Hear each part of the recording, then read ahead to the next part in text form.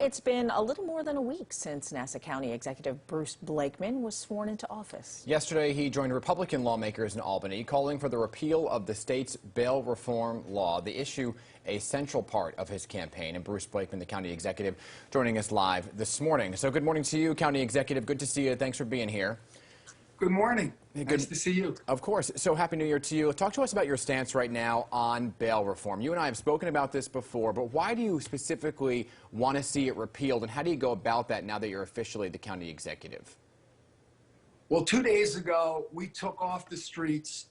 Our police department recovered over 100 illegal guns, and over a third of those illegal guns were recovered and taken from criminals who were not held on bail, who were out, and they were out because of the Bail Reform Act. They denied judges the discretion to determine whether or not those defendants were either a flight risk or a danger to society. And the state government, by doing that, is making this a much less safe state, and we've got to do something about it.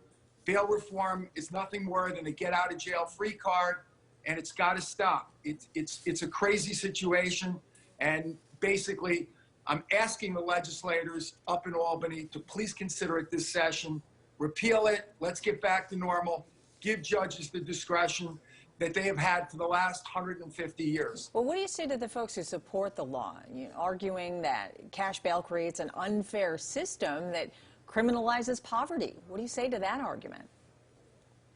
If there are judges that are not applying the law fairly, we can address that. And there are very, very few circumstances where that happens. If you've got a bad judge, remove the judge. But in most cases, the vast majority of judges take into account many different factors. How many times the defendant has been arrested? How many times has the defendant been convicted?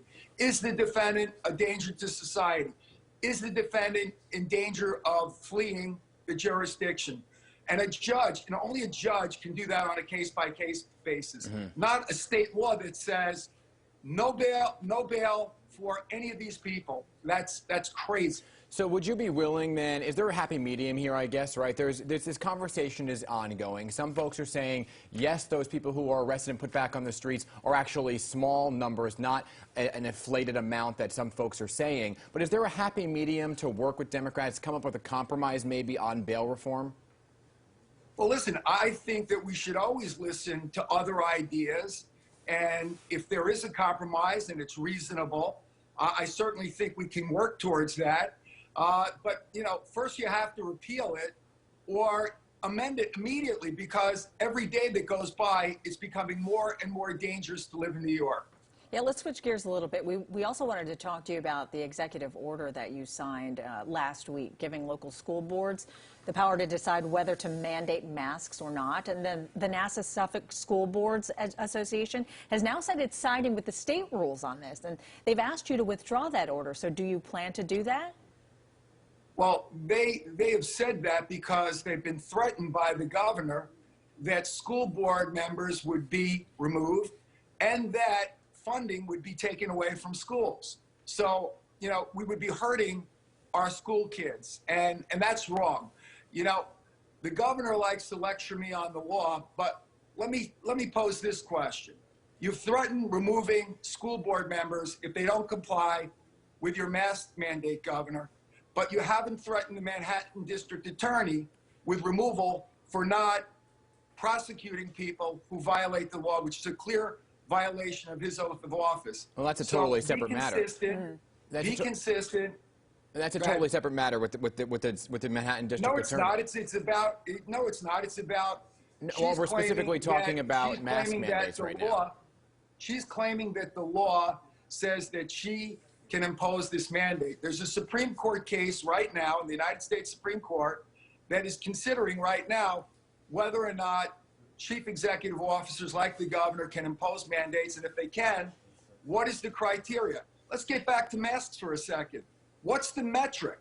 What's the science on when the mandate is over? Have you told us, Governor? You have not. So do we keep the mandate until you decide, in your whim, to remove it.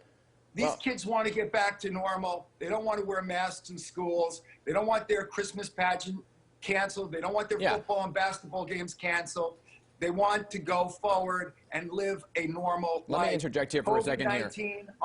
COVID-19 now is manageable. Yeah, let me interject. The governor did come out yesterday and said that they're looking at mask mandates and when to let up. But right now we're in the midst of a big surge with the Omicron cases. In fact, Health Department says Nassau County's positivity rate was 22% yesterday. The 7-day average, a little more than 24%, right? Those are high numbers. So why try and ease up on masking orders when we're in the middle of a surge with Omicron cases?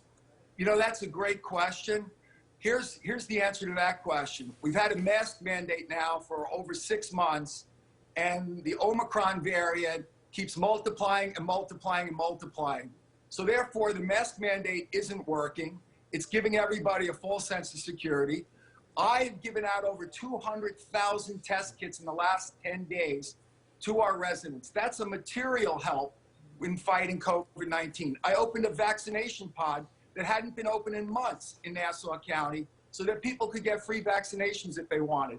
And to keep our schools open, I have offered to give every school teacher in Nassau County, from public and private school, the N95 or the KN95 masks that are the only masks that people recognize work, not these paper masks that just make us feel good and really do nothing to protect us from the Omicron variant. So that is an excellent question.